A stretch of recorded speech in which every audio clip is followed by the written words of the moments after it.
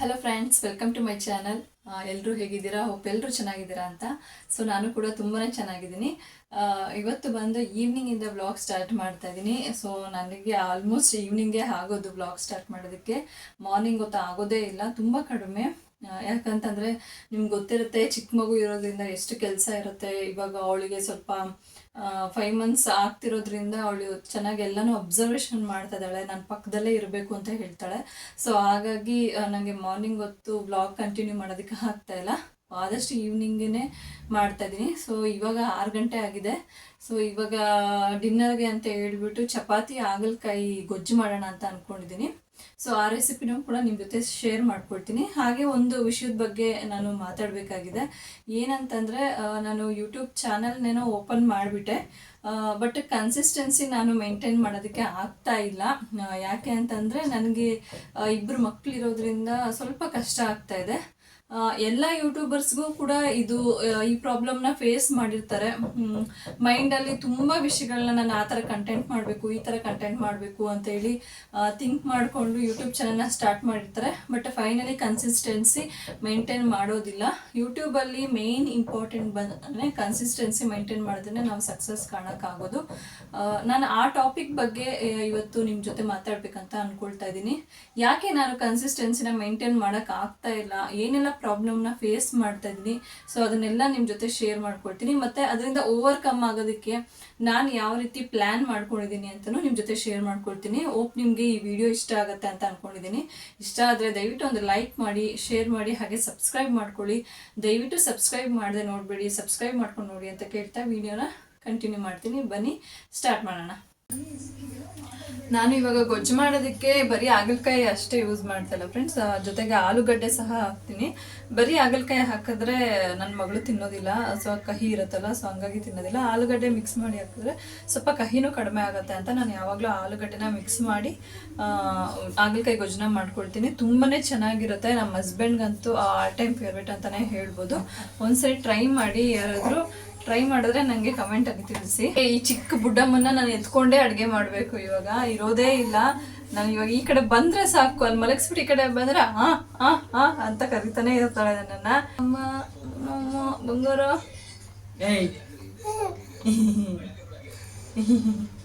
ಯಾರದು ಯಾರದು? Hi hi ಮಾಡು, ಹಾಯ್. ಯಾರದು ಕಾಣಿಸ್ತಿರೋದು? ನೀನೇನಾ ಚಿನ್ನಿ ಪುಟ್ಟಮ್ಮ? ಇದು ಹಾಯ್ ಮಾಡೋದು. ಈಗ ಗೊಜ್ಜು ಮಾಡಲಿಕ್ಕೆ ಒಂದು ಬಾಣಲೆನ ಇಟ್ಟು ಅದಕ್ಕೆ ಸಾಸಿವೆ ಹಾಕ್ಕೊಂಡಿದ್ದೀನಿ. ನಂತರ ಕಡಲೆಬೇಳೆ, ಉದ್ದಿನಬೇಳೆ ಹಾಕಿ ಚೆನ್ನಾಗಿ ಫ್ರೈ ಮಾಡ್ಕೊಳ್ಬೇಕು. 5ರಿಂದ 6 ಎಸಳು ಬೆಳ್ಳುಳ್ಳಿನ ಜಜ್ಜಿ ಇಟ್ಕೊಳ್ಬೇಕು. ಸೊ ಅದನ್ನು ಸೇರಿಸ್ಕೊಂಡಿದ್ದೀನಿ. ನಂತರ ಕರಿಬೇವು ಸೊಪ್ಪು, 4 ಹಸಿಮೆಣಸಿನ್ಕಾಯಿ ಹಾಕಿ ಫ್ರೈ ಮಾಡಿ, ನಂತರ ಚಿಕ್ಕದಾಗಿ ಕಟ್ ಮಾಡಿರೋ ಈರುಳ್ಳಿನೂ ಹಾಕಿ ಫ್ರೈ ಮಾಡ್ಕೊಳ್ಬೇಕು. ಇದಕ್ಕೆ ಸ್ವಲ್ಪ ಉಪ್ಪನ್ನು ಸೇರಿಸ್ಕೊಳ್ಳಿ. ಉಪ್ಪನ್ನು ಸೇರಿಸ್ಕೊಂಡ್ರೆ ಈರುಳ್ಳಿ ಬೇಗನೆ ಸಾಫ್ಟ್ ಆಗುತ್ತೆ. ನಂತರ ಒಂದು ಟೊಮೊಟೊ ಕೂಡ ಚಿಕ್ಕದಾಗಿ ಕಟ್ ಮಾಡಿ ಹಾಕ್ಕೊಂಡಿದ್ದೀನಿ. ನೀವು ಇಲ್ಲಿ ನಾಟಿ ಟೊಮೊಟೊ ಹಾಕಿದ್ರೆ ತುಂಬಾ ಚೆನ್ನಾಗಿರುತ್ತೆ ಟೇಸ್ಟು, ಯಾಕಂದರೆ ಹಾಗಲಕಾಯಿ ಗೊಜ್ಜಿಗೆ ಹುಳಿ ಬಿದ್ದಷ್ಟು ಟೇಸ್ಟ್ ಬರುತ್ತೆ. ಟೊಮೊಟೊ ತುಂಬಾ ಸಾಫ್ಟ್ ಆಗೋವರೆಗೂ ಫ್ರೈ ಮಾಡಿ. ಈಗ ಚಿಕ್ಕದಾಗಿ ನಾನು ಹಾಗಲಕಾಯಿ ಮತ್ತು ಆಲೂಗಡ್ಡೆನ ಎರಡನ್ನೂ ಸೇರಿಸಿ ಕಟ್ ಮಾಡಿ ಇಟ್ಕೊಂಡಿದ್ದೀನಿ. ಸೊ ಅದನ್ನು ಕೂಡ ಸೇರಿಸ್ಕೊಳ್ತಾ ಇದ್ದೀನಿ. ನಂತರ ಅದಕ್ಕೆ ಸ್ವಲ್ಪ ಅರಿಶಿನ, 1 ಸ್ಪೂನ್ ಸಾಂಬಾರು ಪುಡಿ, 1 ಸ್ಪೂನ್ ಧನಿಯಾ ಪುಡಿ, ಸ್ವಲ್ಪ ಬೆಲ್ಲ ಮತ್ತು ರುಚಿಗೆ ಎಷ್ಟು ಬೇಕೋ ಅಷ್ಟು ಹುಣಸೆ ಹಣ್ಣು ರಸನ ಸೇರಿಸಿ ಚೆನ್ನಾಗಿ ಬೇಯಿಸ್ಕೊಂಡ್ರೆ ಹಾಗಲಕಾಯಿ ಗೊಜ್ಜು ರೆಡಿ ಆಗುತ್ತೆ. ಲಾಸ್ಟಲ್ಲಿ ಸ್ವಲ್ಪ ಕೊತ್ತಂಬರಿ ಸೊಪ್ಪನ್ನ ಉದುರಿಸ್ಕೊಳ್ಳಿ. ನಾನಿಲ್ಲಿ ವಿಡಿಯೋನ ಶೂಟ್ ಮಾಡ್ಕೊಳಕ್ಕಾಗಲಿಲ್ಲ ಫ್ರೆಂಡ್ಸ್, ಯಾಕೆಂತಂದರೆ ಕರೆಂಟ್ ಹೋಗ್ಬಿಡ್ತು. ಮಗಳು ಸಹ ನನಗೆ ಹಸಿವಾಗ್ತಿದೆ ಅಂತ ಹೇಳಿ ತುಂಬಾ ಇದು ಮಾಡ್ತಾಯಿದ್ಲು. ಸೊ ಹಾಗಾಗಿ ನಾನು ಮೇಣದ ಬತ್ತಿ ಇಟ್ಕೊಂಡು ನಾನು ಅಡುಗೆನ ಮಾಡ್ಕೊಂಡ್ಬಿಟ್ಟೆ. ನಾನು ವಿಡಿಯೋನ ಶೂಟ್ ಮಾಡ್ಕೊಳಕ್ಕಾಗಲಿಲ್ಲ. ಬಟ್ ನನಗೆ ಬೇರೆ ವಿಧಿ ಇಲ್ಲ, ನಾನು ಇಲ್ಲಿ ಹಾಕಲೇಬೇಕಾಯಿತು. ಸೊ ಮತ್ತೆ ನೆಕ್ಸ್ಟ್ ಟೈಮು ನಾನು ಯಾವಾಗಾದರೂ ಹಾಗಲಕಾಯಿ ಗೊಜ್ಜು ರೆಸಿಪಿನ ಮತ್ತೆ ತೋರಿಸ್ಕೊಡ್ತೀನಿ. ದಯವಿಟ್ಟು ಅಪಾಲಜಿಸ್ ಇರಲಿ.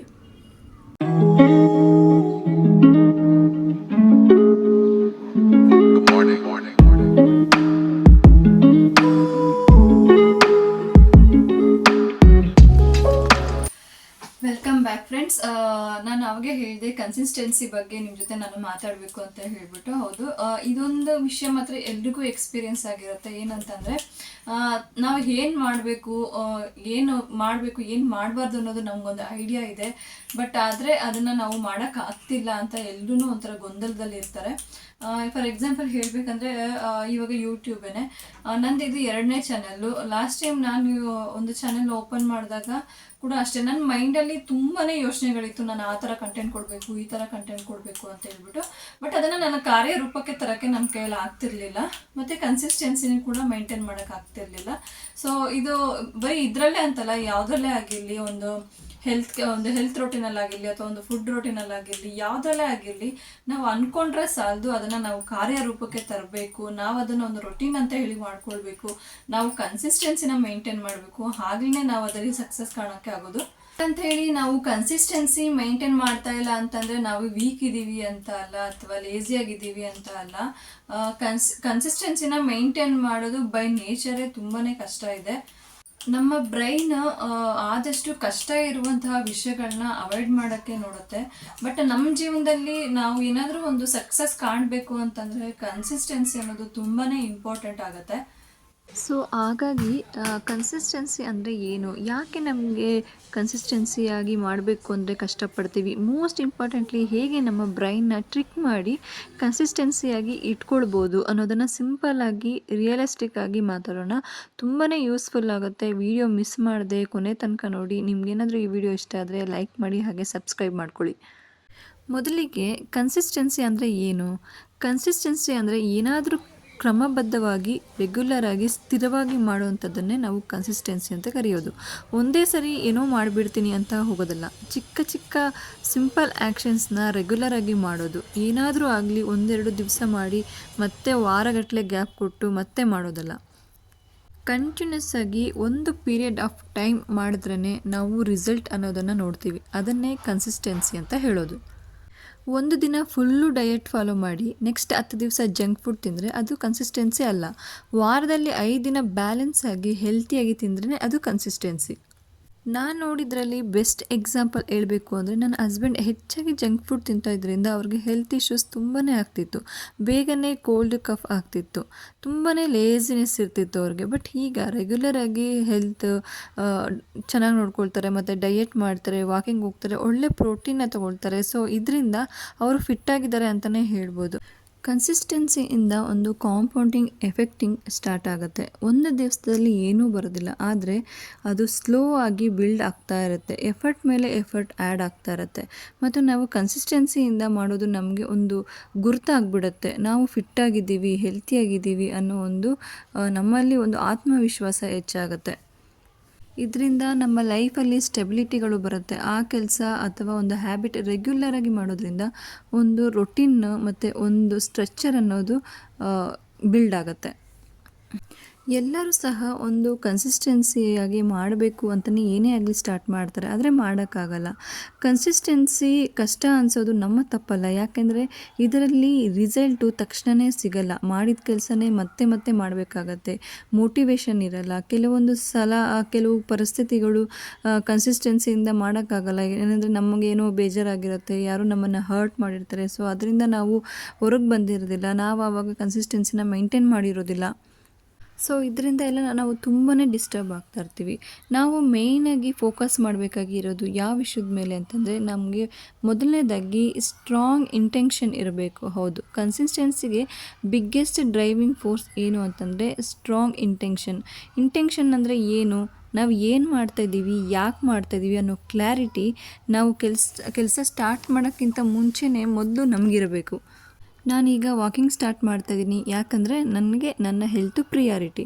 ನಾನು ಕ್ಲೀನಿಂಗ್ನ ಮಾಡ್ತಾಯಿದ್ದೀನಿ, ಯಾಕೆಂದರೆ ಪೀಸ್ಫುಲ್ ಹೋಮು ನನಗೆ ಬೇಕು.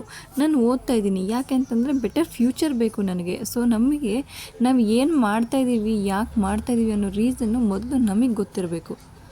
ಇಂಟೆನ್ಷನ್ ಸ್ಟ್ರಾಂಗಾಗಿಲ್ಲ ಅಂತಂದರೆ phone, T V, stress, laziness ಇವೆಲ್ಲ ನಮ್ಮನ್ನು ಬೇಗನೆ ಡಿಸ್ಟ್ರ್ಯಾಕ್ಟ್ ಮಾಡುತ್ತೆ.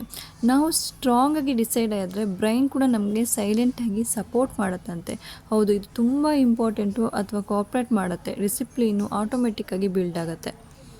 ಇನ್ನು ನಮ್ಮ ಎಮೋಷ್ನಲ್ ಲೋಡ್ ಏನಿರುತ್ತೆ, ಸೊ ಅದನ್ನು ಸ್ವಲ್ಪ ನಾವು ಡಿಕ್ರೀಸ್ ಮಾಡ್ಕೊಳ್ಬೇಕಾಗತ್ತೆ. ಯಾಕಂದರೆ ನಾವು ಮಾಡಬೇಕಾಗಿರೋ ಕೆಲಸ ಕನ್ಸಿಸ್ಟೆನ್ಸಿಯಾಗಿ ಮಾಡಬೇಕಂತಂದರೆ ನಾವು ಎಮೋಷ್ನಲಿ ಫಿಟ್ಟಾಗಿರಬೇಕು. ನಾವು ಏನೋ ಎಮೋಷ್ನಲ್ಲಿ ನಾವು ಥಿಂಕ್ ಮಾಡ್ತಿದ್ರೆ ನಾವು ಫೈಲ್ ಆಗಿಬಿಡ್ತೀವೇನೋ ಅಥವಾ ಪರ್ಫೆಕ್ಟಾಗಿ ಮಾಡೋಕ್ಕಾಗೋದಿಲ್ವೇನೋ, ಪ್ರೆಷರು, ಕನ್ಫ್ಯೂಷನು, ಲೋ ಕಾನ್ಫಿಡೆನ್ಸು, ಯಾರೇನೋ ಅಂದ್ಕೊಳ್ತಾರೆ. ಸೊ ಇದನ್ನೆಲ್ಲ ನಾವು ಮೈಂಡಲ್ಲಿ ಹಾಕ್ಕೊಂಡು ನಾವು ಏನು ಮಾಡಬೇಕಂತ ಇರ್ತೀವೋ ಆ ಕೆಲಸನ ಮಾಡದೆ ನಾವು ಅಲ್ಲೇ ಉಳಿದು ಬಿಟ್ಟಿರ್ತೀವಿ. ಏನಾದರೂ ಪರವಾಗಿಲ್ಲ, ಮಿಸ್ಟೇಕ್ ಆದರೂ ಪರವಾಗಿಲ್ಲ, ಪರ್ಫೆಕ್ಟಾಗಿ ಇಲ್ಲ ಅಂದರೂ ಪರವಾಗಿಲ್ಲ ಅಂತ ಹೇಳಿ ನಾವು ಡಿಸೈಡ್ ಮಾಡಿ ನಾವು ಏನು ಅಂದ್ಕೊಂಡಿದ್ದೀವೋ ಆ ಒಂದು ಗುರಿಯತ್ತ ನಾವು ಮಾಡ್ಕೊಂಡು ಹೋದರೆ ಪರ್ಫೆಕ್ಟ್ನೆಸ್ ಅನ್ನೋದು ಮುಂದೆ ಒಂದಲ್ಲ ಒಂದು ದಿವಸ ಕಾಣಿಸುತ್ತೆ. And we should manage our feelings and take action. Next ಏನಾದರೂ ನಾನು ಕನ್ಸಿಸ್ಟೆನ್ಸಿಯಾಗಿ ಮಾಡಬೇಕು ಅಂತಂದರೆ ಮೂಡ್ ಚೆನ್ನಾಗಿದ್ದರೆ ಮಾಡ್ತೀನಿ, ಇಲ್ಲ ಅಂದರೆ ಆಗಲ್ಲ ಅಂತ ಅಂದ್ಕೊಳ್ಬಾರ್ದು. ಜನರಲ್ಲಾಗಿ ನಾವು ನಮ್ಮ ಮೂಡ್ ಚೆನ್ನಾಗಿದ್ದರೆ ಎಲ್ಲ ಕೆಲಸನೂ ಟಕ ಅಂತ ಮಾಡಿಬಿಡ್ತೀವಿ. ಫುಲ್ಲು ಆ್ಯಕ್ಟಿವ್ ಆಗಿ ಓಡಾಡಿಕೊಂಡು ಎಲ್ಲ ಕೆಲಸನೂ ಮುಗಿಸಿರ್ತೀವಿ. ಆದರೆ ಯಾವಾಗ ನಾವು ಮಾಡೋಕ್ಕಾಗಲ್ಲ ಅಂತಂದರೆ ನಮ್ಮ ಮೂಡ್ ಚೆನ್ನಾಗಿಲ್ಲ ಅಂದಾಗ, ಅದರಲ್ಲೂ ನಮ್ಮ ಎಮೋಷನ್ಸ್ಗೆ ಎಫೆಕ್ಟ್ ಆದಾಗ ಅಸಲು ಮಾಡೋಕ್ಕಾಗಲ್ಲ.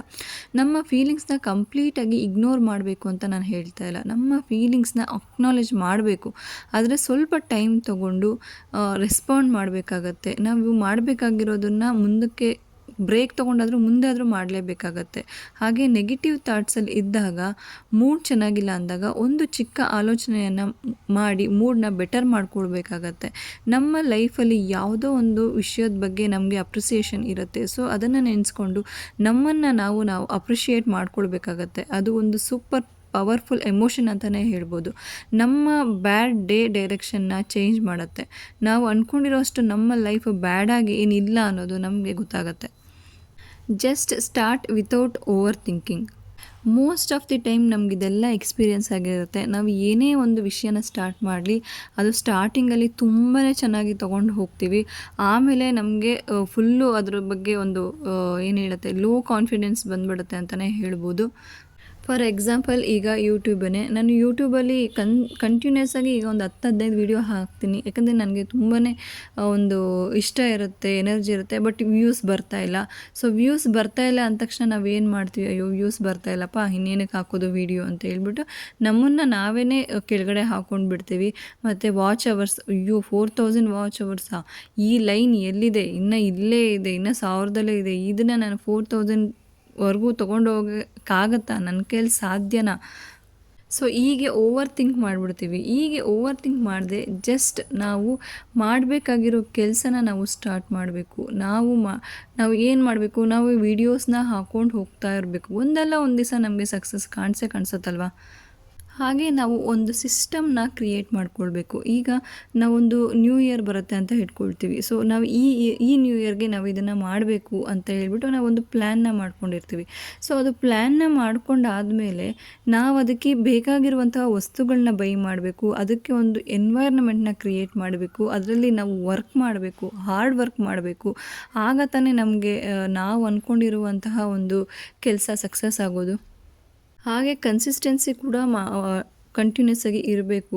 ಕನ್ಸಿಸ್ಟೆನ್ಸಿ ಅನ್ನೋದು ಇಲ್ಲಿ ಒಂದು ಸೀಕ್ರೆಟ್ ವೆಪನ್ ಥರ ವರ್ಕ್ ಆಗುತ್ತೆ.